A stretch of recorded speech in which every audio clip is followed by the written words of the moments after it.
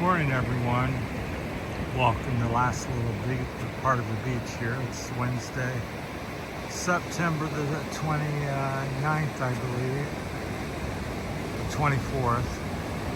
I just looked and I'm always forgetting once I get yapping. Anyhow, it is Wednesday. I do believe it's the 24th of September. Here we're here in Sabang, Philippines, Palawan.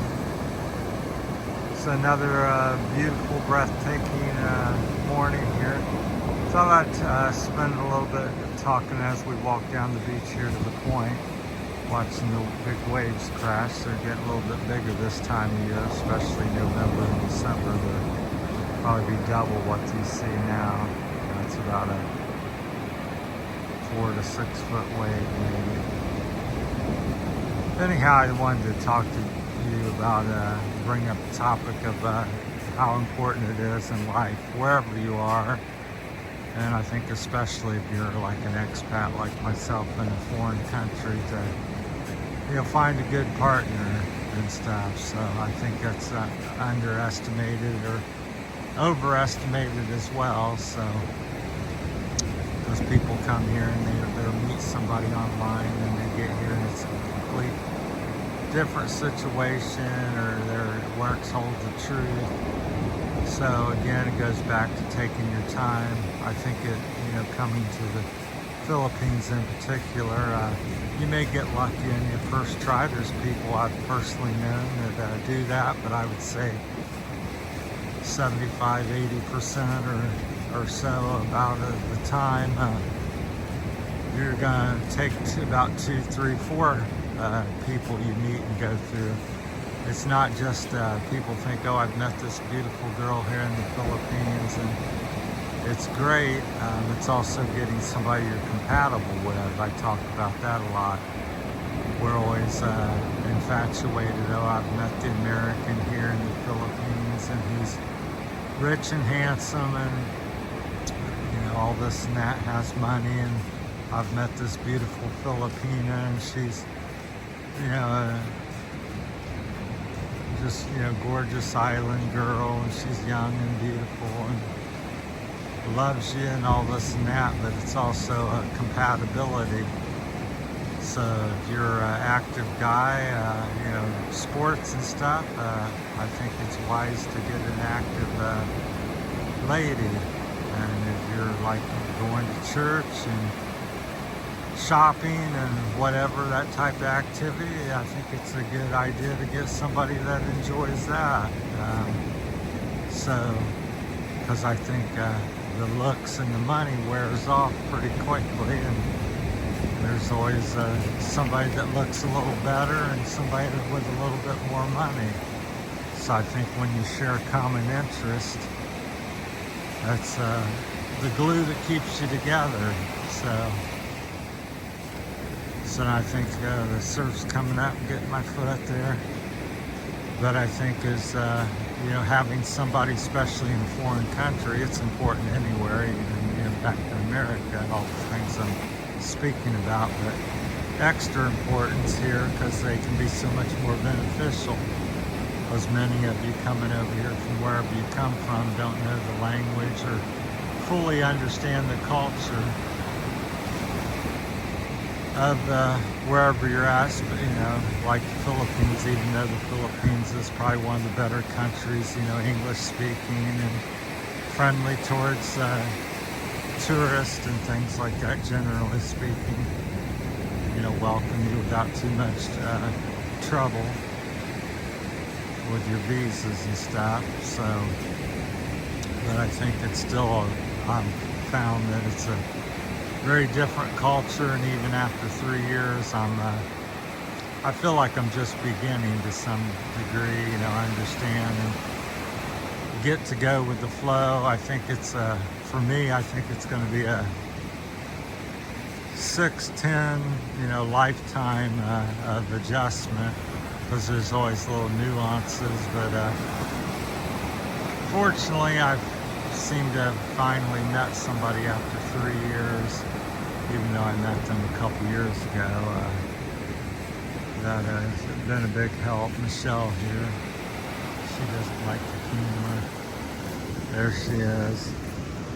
She's been a good help to me, and very best thing I could say, genuine. So very sincere with her manners, and she also likes similar things that I do. We walk quite a bit. She likes playing frisbee, quite good at that. Played varsity volleyball. Originally from Iloilo, and so no children. A lot of good things. Hardworking and seemingly loyal, and treats me good, takes good care of me, and I try to do the same back. So it's always a mutual respect and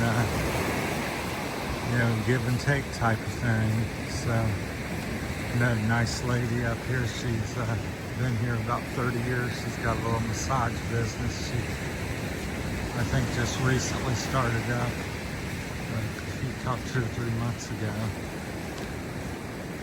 So they're refurbishing, rebuilding the little beachfront there. They're going to have 2 or 3 cottages of some sort, very small. Not sure if that's for lodging or day lodge or something, but it seemed very nice. Talked to her a couple weeks ago on the beach, and last night she come out and talked to me, so we may stop up there shortly after I finish with the video here. So, but I can't, it's just a huge help when you have somebody that understands the languages and the nuances of where to go and how to speak to people, and they can jump in and assist you when you're seemingly getting nowhere or don't understand where to go or what to do or how to get anything done, because there's little nuances to life here and the way you say and approach things. So I highly recommend you take your time. One, that's a big one. Take your time. Don't be in a rush. And first 1 or 2 may or may not pan out.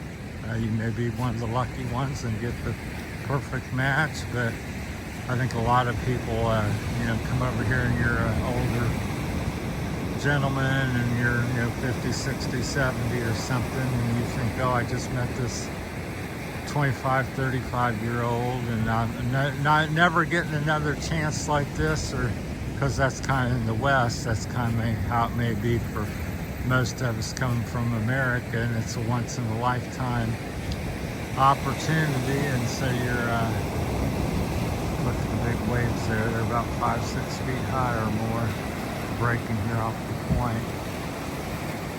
So quite big. Some of the biggest, about as big as I've seen since I've been here in 7 months. But I can assure you, in the Philippines, that's not not true. You're going to be meeting one after another if you care to do that type of thing. So just take your time, find somebody that suits you and they're looking for the same thing you do and has some real substance. Again, everybody says, oh, it's easy to talk, but find out what it goes both ways, whether that expat is really what they appear and say to want and be, because everybody says, oh, I want to have happiness and peace and all these type of things, but then they live a life of chaos, or not all's what they appear. They're like, I'm a sports girl and very active, and then you get with her after 6 months or a year and she's like, I just want to lay in bed and not, you go by yourself today, or that type of thing, or so they're not really been true with you. And how do you know these things? Well, once again, it's the famous take your time, and time reveals all these type of things to you. So always keep that in mind. If something's good, it's going to probably be good tomorrow. So no need to rush and buy that property, or get a big commitment and get married. Then you find out, well, I can't very difficult to get unmarried and expensive, and you know, all kinds of stress and time. It may take you a day to get married, but months and years to get unmarried or get over whatever happens. So take your time in life. That's something I'm still learning and working on, and remind myself, you know, take your time and try to get it right and think about stuff and really look at what somebody's saying and what they're doing and put the two together. Does it match up, and or is that repeatable over a week, month, year after year? So me and Michelle's been talking for 2 years and together for about a year now. So got a couple year history of repeatable things. So far it's been pretty good. We've had our little issues like everybody else with mostly just, you know, she doesn't understand the American man so much, and I'm still learning the Filipina and the way of the Philippines. So at the end of the day, you stick with things, and nothing's truly perfect or easy, and sometimes it's just, you know, sticking with something and working through things, because if you quit every time something, there's some situation arrives, then you're never going to go anywhere. Just like if you're out here swimming in the ocean today, if you got out there and say, oh, the current's tough and the waves are big and I'm going to quit, well, you're finished. But if you persevere and get past the break here, it becomes easier. So the water's not quite as rough and beating you up here as you are near the shore where the waves are breaking. So that's kind of how where life is. Kind of have a few rough areas, and then you get to some calmer areas and some good times. So hopefully most of the things you experience in life are on the positive side. That's the way I look at it. I try to go to 75% good and 25% work and not so good. So if it meets somewhere near there, then I think that's a pretty happy life. Some of us are blessed beyond that, but I would say a lot of us live below that. So, all right, that's my time this morning. Thanks for watching. That's my thoughts on you know, finding somebody, having a good relationship. Take your time, and the importance here in the Philippines of having somebody, good Filipina or Filipino, that looking at the rocks here, the shoreline, but that will help you out and can make life a little bit easier. So it's like anything else. If you have a good friend, good partner in life, so there's many things. It's not just love. It's you know, getting as complete a package as you can. Get your best friend, get your lover, get your helpmate, getting a partner that you can go through life with. I think there's pretty much nothing better. I know some people can make it on their own or find that way, and that's great, but I think the vast majority of us are better off with a partner in life, and surely makes it a little bit less lonely and eases the workload. Thanks for watching. That's my time this morning. That's it from Sabang, Palawan, Philippines, Wednesday the 24th of September. Thank you.